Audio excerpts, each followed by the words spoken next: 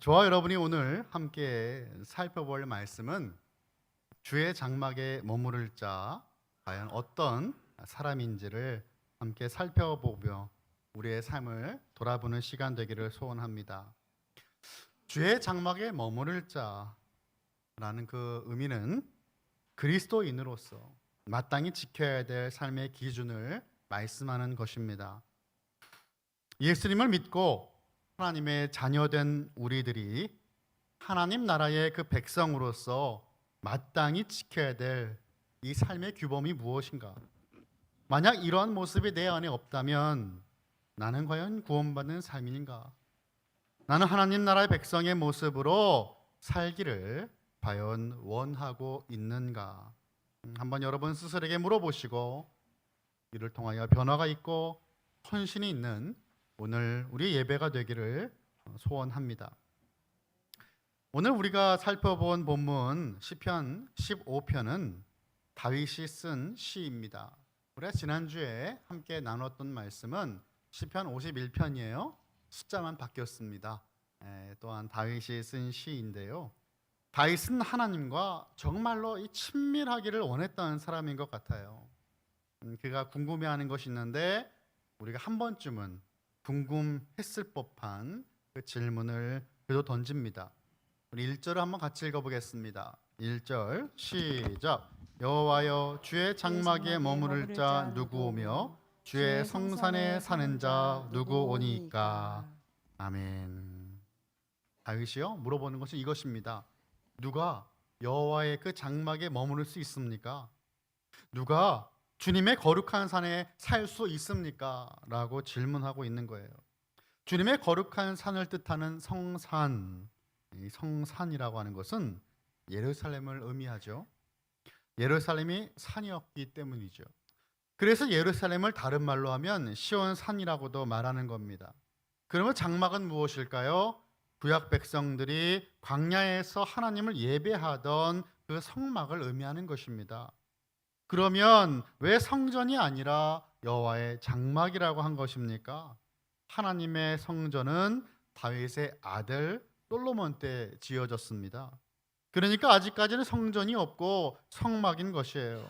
주님의 성산, 여호와의 장막 모두 예루살렘을 의미합니다. 하나님이 거하시는 처소이고 하나님을 예배하기 위한 장소인 것입니다. 다윗이 그렇다면 찾는 사람은 어떤 사람입니까? 바로 예배자를 찾는 것입니다. 삶으로는 하나님과 늘 함께 동행하며 하나님이 거하시는 곳에는 하나님께 예배드리는 그 사람, 즉 어떤 사람이어야 되는가를 묻고 있어요. 저는 이 예배자를 하나님과 동행하는 예배자다라고 함께 불러보겠습니다. 자, 오늘 본문에서 제시하는 답은 세 가지인데요. 차근차근 한번 살펴보겠습니다. 첫 번째, 하나님과 동행하는 예배자는요, 정직하게 행하는 사람이 하나님을 예배하는 예배자입니다. 2절을 함께 같이 읽어보겠습니다. 2절 시작. 정직하게 행하며 공의를 실천하며 그의 마음에 진실을 말하며. 아멘. 정직하게 행한다라고 먼저 말씀이 되어 있어요. 이 세 가지가 사실 다 2절에 다 있는데요. 2절을 우리가 이렇게 반복해서 읽겠습니다. 근데 여러분이 정직하게 행하여라고 말씀할 때 정직은 온전하다, 흠이 없다라는 의미를 갖고 있는 탐임이라고 하는 히브리어 단어가 쓰였어요. 그러니까 정직하게 행한다라고 하는 것은 단순하게 거짓말을 하지 않는 것이 아니라 흠이 없이 깨끗한 삶을 추구하는 모습입니다. 사람이 온전하거나 흠이 없을 수는 없을 것입니다. 하지만 하나님의 은혜 안에서 우리는 이것을 추구하는 삶을 살 수가 있어요. 하나님께서 기뻐하신 흠이 없는 그 모습으로 달려가고자 매 순간 살 수 있다 그 말입니다. 하나님과 함께하는 사람은 하나님을 닮아가게 되어 있습니다. 마태복음 5장 48절의 말씀입니다. 그러므로 하늘에 계신 너희 아버지의 온전하심과 같이 너희도 온전하라. 예수님께서 산상수훈으로 주신 말씀 중 일부입니다. 이 마태복음 5장의 앞부분은 우리에게 익숙한 팔복이에요. 8가지 복. 근데 여러분 이 팔복의 말씀 읽어보시면 이게 진짜 복인가?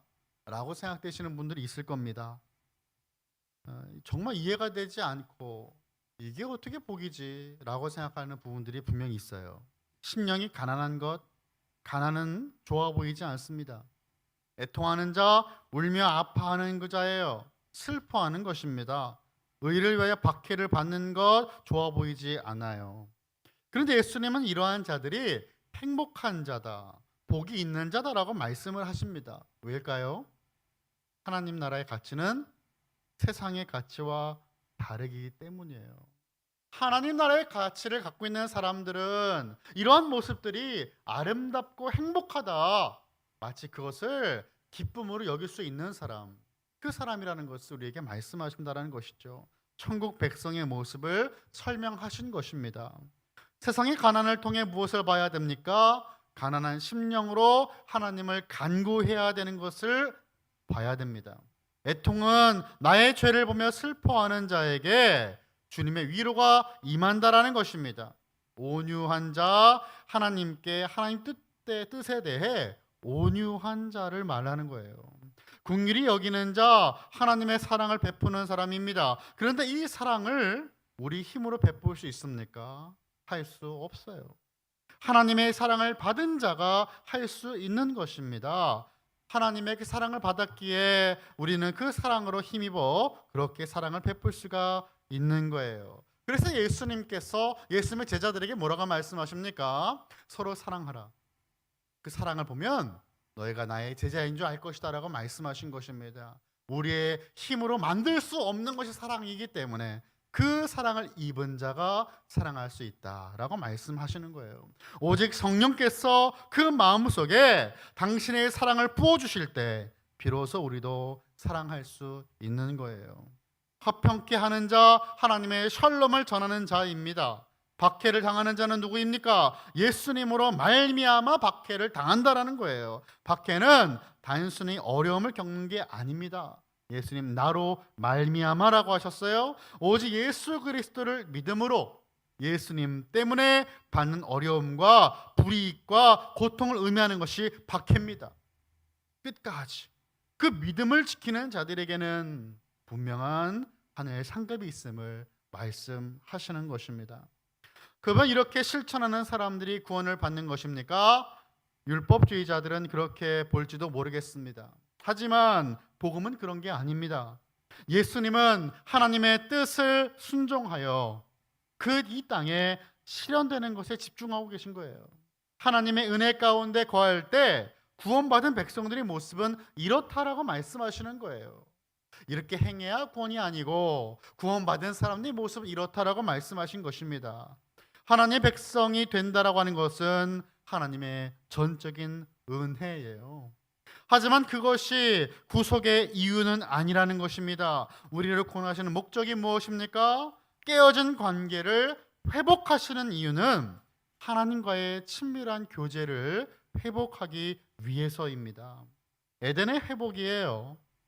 하나님의 백성들은 왕이신 하나님께 경배와 찬양을 드리고 하나님은 당신의 백성들에게 그 합당한 복을 내리시는 이 살아있는 교제가 궁극적인 목적이 되는 거예요.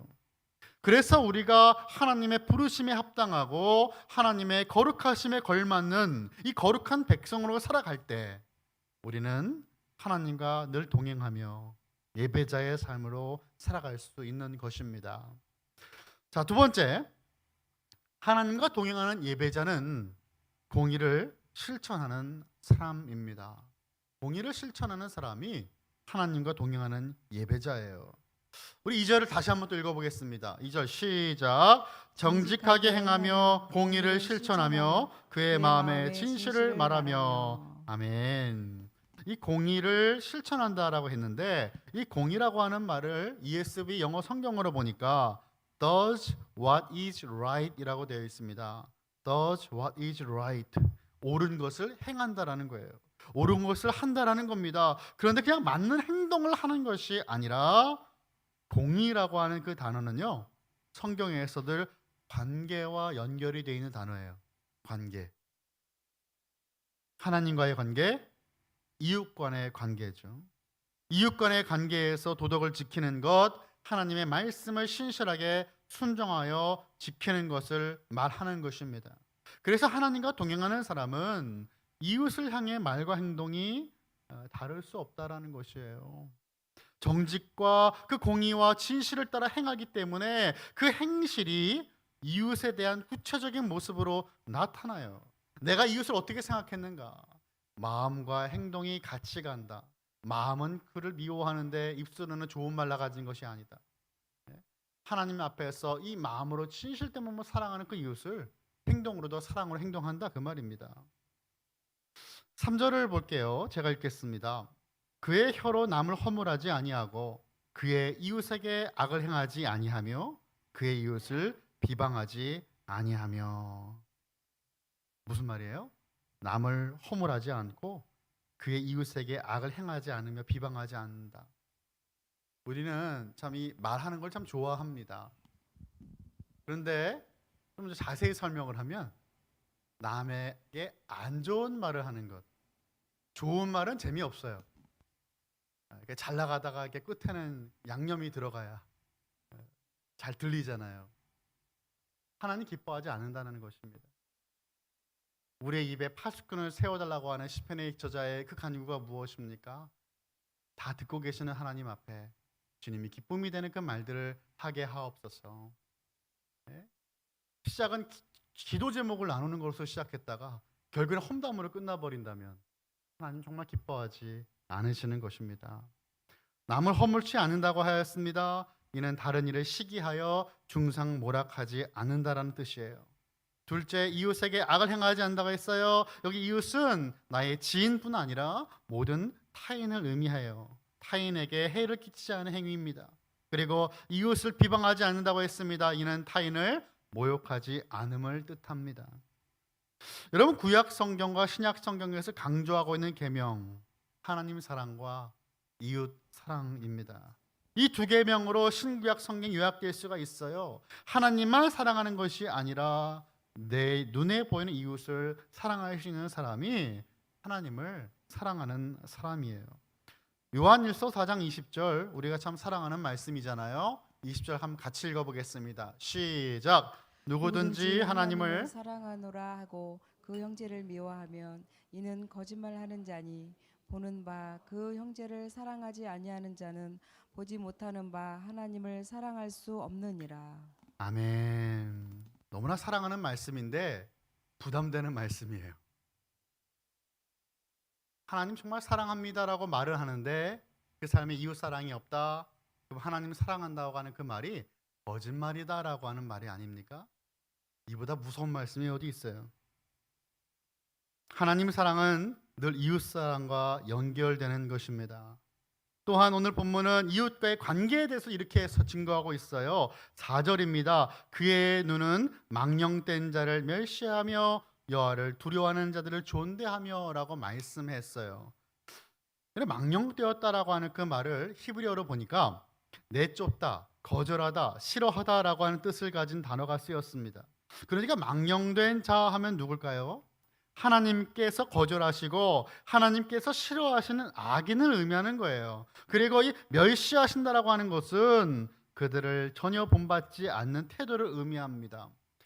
뭐 그래도 되고 안 해도 되고 뭐 상관없지 않아? 라고 하는 태도가 아니고 정말 하나님께서 원하시지 않는 것을 싫어하는 거예요. 악을 미워하는 겁니다. 하나님 나라 백성은 하나님께서 싫어하시는 그 악인을 함께 따르지 않는 사람이다라고 기록하고 있습니다. 여러분 기억나는 말씀 있지 않으세요?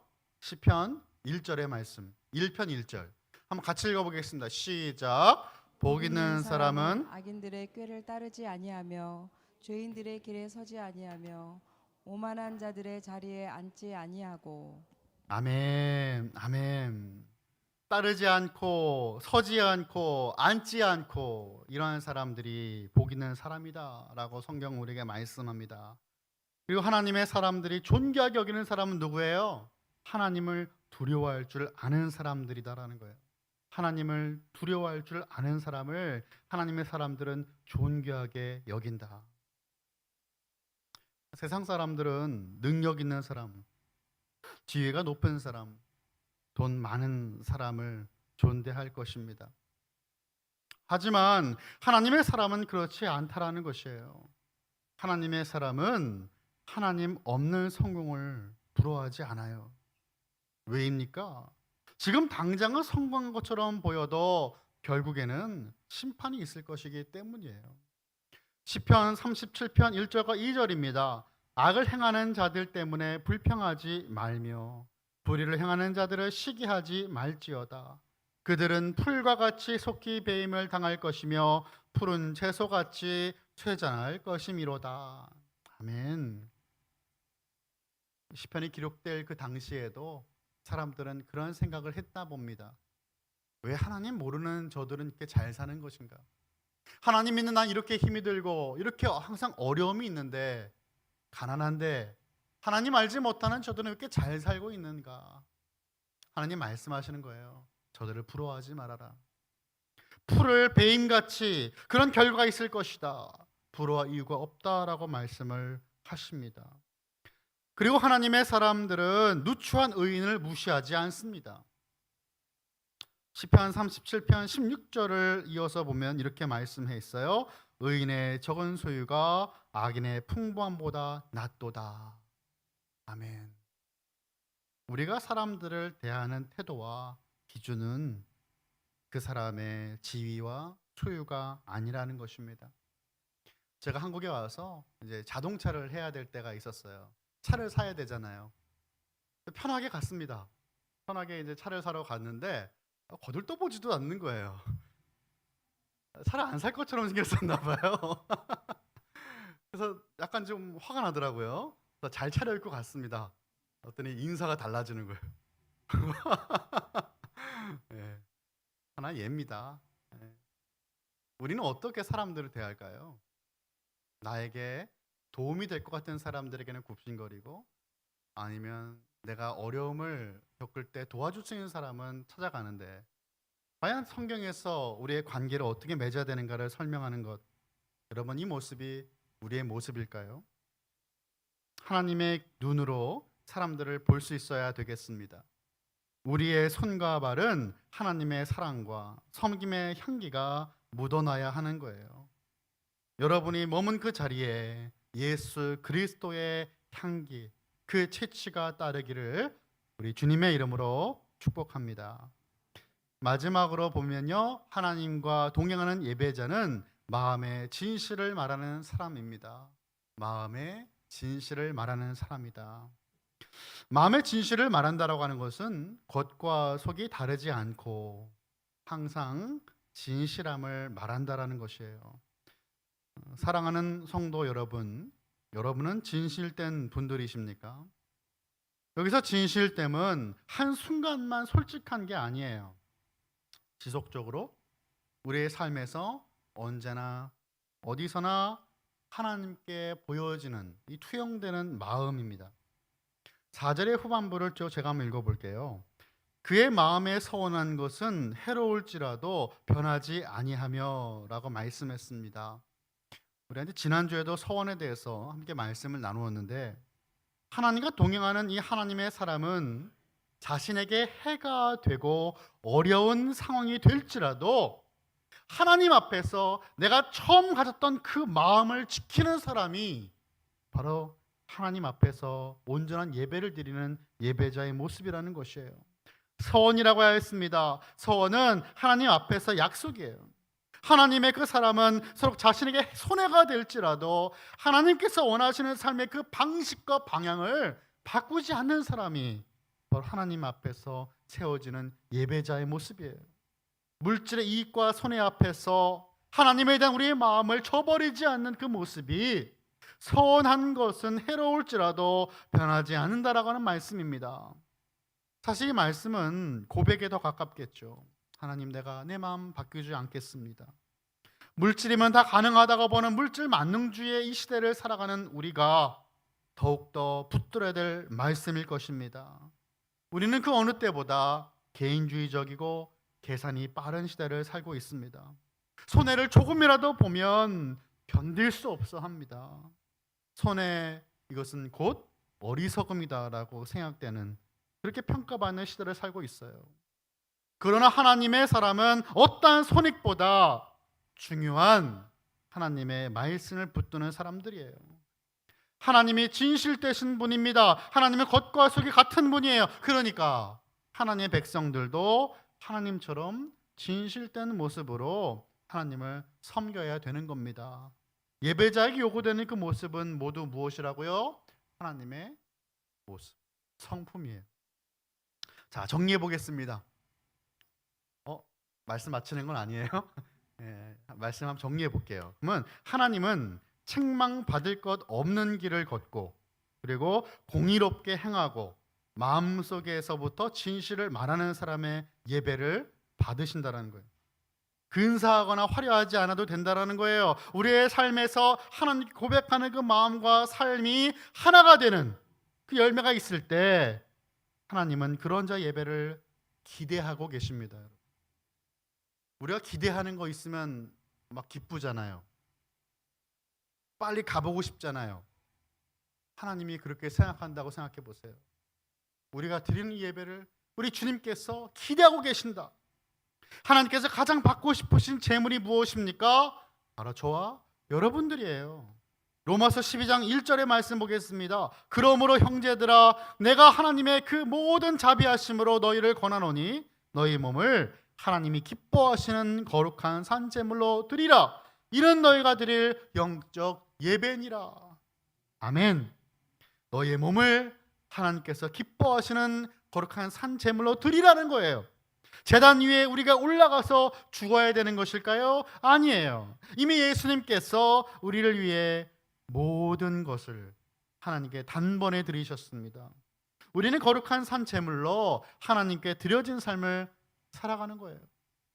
우리의 주인이 누구입니까? 하나님이시잖아요. 우리의 마음을 원하시는 하나님은 우리의 삶도 하나님을 위해 살아가길 원하시는 것입니다. 우리는 예배자는 어떤 사람이어야 되는가를 지금 살펴보고 있습니다.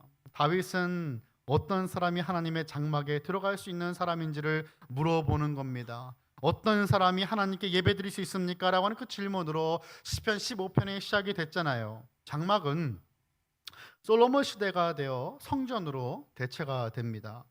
이스라엘 백성들에게 성전은 절대로 무너질 수 없는 하나님의 집이었어요. 그런데 우리가 기억해야 될 부분은 하나님은 어떤 분이십니까? 영이세요. 영, Spirit, 영이신 분이에요. 온 세상이 하나님이 거하시는 집이에요. 성전은 하나님을 위한 것이라기보단 사람들을 위해서, 사람들이 하나님을 만날 수 있는 예배를 위해 하나님께서 준비하신 방편이었습니다.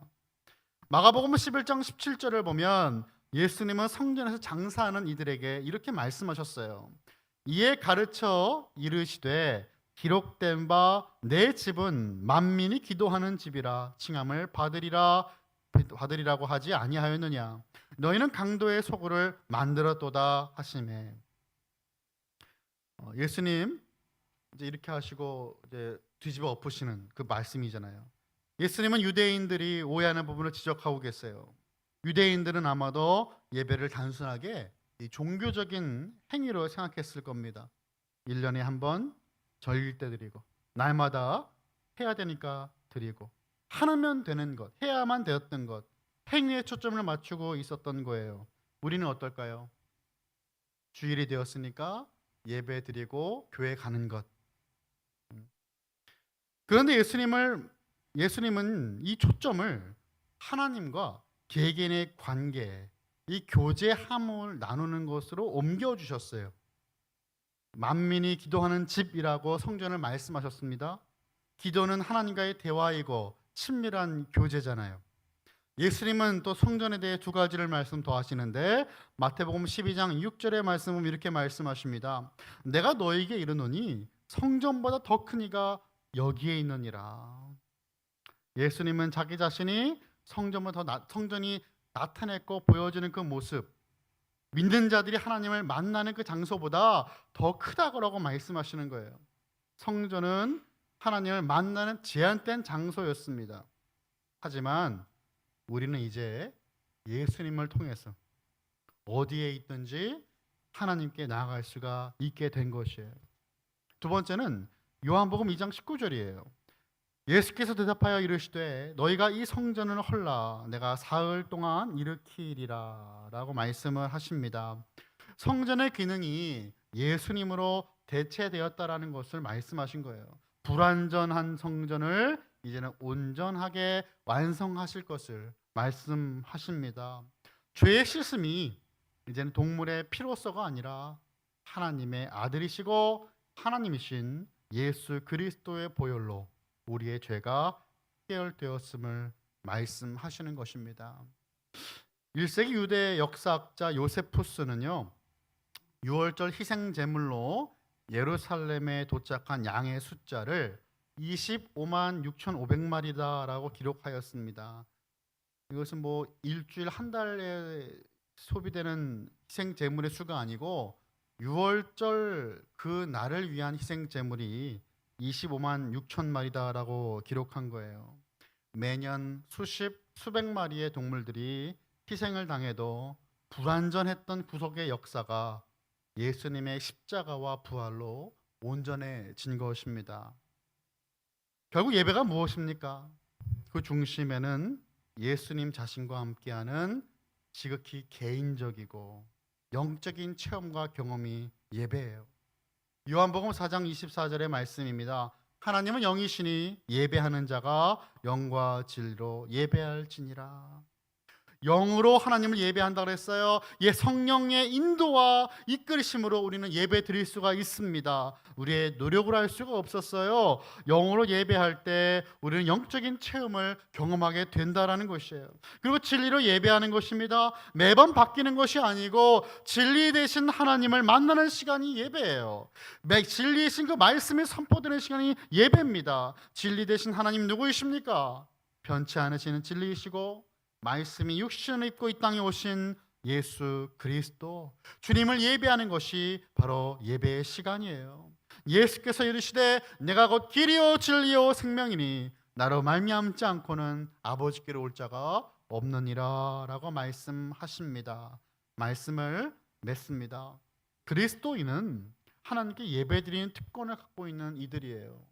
특권입니다. 예배는 아무나 드릴 수 있는 게 아니에요. 예배자는 정직을 행하고 공의를 실천하며 진실을 말합니다. 그런 사람이 바로 예배자예요. 오늘 말씀 15절 보니까 5절에 이렇게 맺고 있습니다. 이런 일을 행하는 자는 영원히 흔들리지 아니하리라 라고 말씀을 하십니다. 하나님 앞에서 예배 드리는 그 온전한 모습으로 주님께 나아가는 자들, 우리의 구원이 흔들리지 아니하며 하나님과 관계가 흔들리지 않는다라고 말씀하시는 거예요. 그러한 온전한 예배자의 모습이 저와 여러분 모습 되기를 간절히 소원합니다. 이번 주 추석 명절 기간 가운데 우리는 가족들과 친지들과 함께 모일 겁니다. 함께 시간을 보내게 될 겁니다. 그럴 때 우리는 하나님과 동행하는 예배자라는 그 사실을 기억하시길 바랍니다. 그리하여 하나님께서 기뻐하시는 예배를 삶으로 살 수 있는 본이 되는 저와 여러분, 우리 모든 칼빈의 권속들이 다 되시기를 예수 그리스도 이름으로 축원합니다.